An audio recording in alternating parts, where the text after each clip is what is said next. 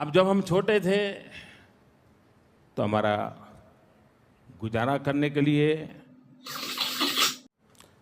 अड़ोस पड़ोस के घरों में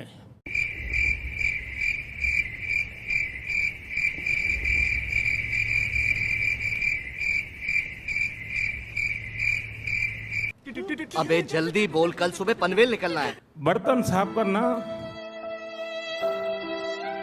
पानी भरना, मजदूरी करना।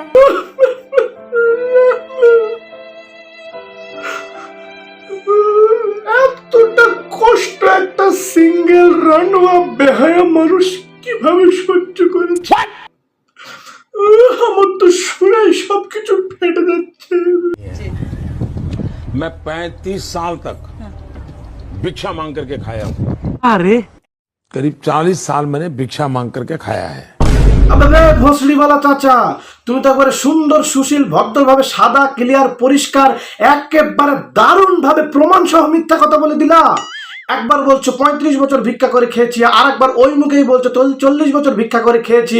সে 35 আর 40 এর মধ্যে তোমার কনফিউশন থাকতেই পারে, কিন্তু তুমি যদি আসলেই 35-40 বছর ভিক্ষা করে খেয়ে থাকো, তাহলে ওই যে ছোটবেলাকার গল্পটা শোনালে যে जब हम छोटे थे गुजारा करने के लिए अड़ोस पड़ोस के घरों में बर्तन साफ करना, बर्तन साफ करना, पानी भरना, मजदूरी करना, मजदूरी करना। তো এই গল্পটা তোমার কোন যুগের কোন ছোটবেলাকার গল্প হে চাচা? আচ্ছা চাচা, তুমি কি একসঙ্গে দুই পৃথিবীতে জীবিত? মানে এক পৃথিবী এক রোল, আরেক পৃথিবী আরেক রোল। मैं बचपन में जब पहली बार कोलकाता आया तो एक आकर्षण था, जरा मैं मेट्रो देखूं। ওই দেখো আবার একটা সাদা ক্লিয়ার পরিষ্কার প্রমাণ সহ মিথ্যা কথা বলে দিল।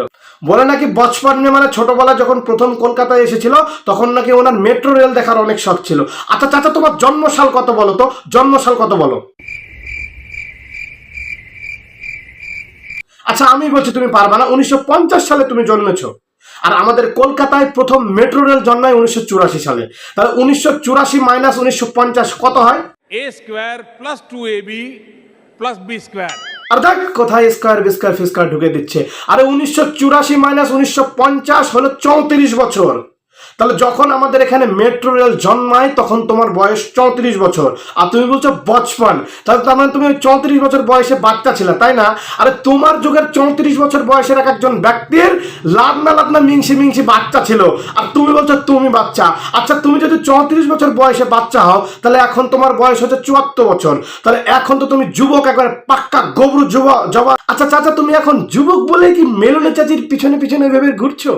तुम मुझे छोड़ के मत जाना, मैं तुम्हारे बिना रह नहीं पाऊंगा बाबू।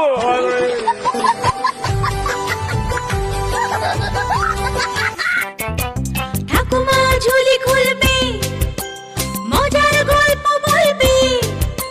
ঠাকুমা ঝুলি খুলবে, মজার গল্প বলবে। ও কিছু না, আমার প্রিয় চাচা তার গদি মিডিয়ার প্রিয় নাতি নাতনিদেরকে এক জায়গায় বসিয়ে তার ধুতিতে ফেসে থাকা মজার গল্পগুলো শোনাচ্ছে আর দেখাচ্ছে, আর তারা কত মনোযোগ দিয়ে শুনছে। মোদির ধুতি খুলবে, মজার গল্প ঝুলবে। শেষ গদি মিডিয়ার নাতি নাতনিরা তোমরা মোদিজির বেকা গল্প দেখবে। মোদির ধুতি খুলবে, মজার গল্প ঝুলবে। इस सज्जन को क्या तकलीफ है भाई? मैंने अभी गाजा में रमजान का महीना था, तो मेरे स्पेशल एनवॉय को मैंने इजराइल भेजा। इजराइल के प्रधानमंत्री राष्ट्रपति सबसे मिलना का, मैंने कहा समझाइए इनको कि कम से कम रमजान में गाजा में बम्बार्डिंग यानी हमले न करें, और उन्होंने पालन करने का भरपूर प्रयास किया। হ্যাঁ ঠিক চাচা কিন্তু একেবারে সত্য বলছে।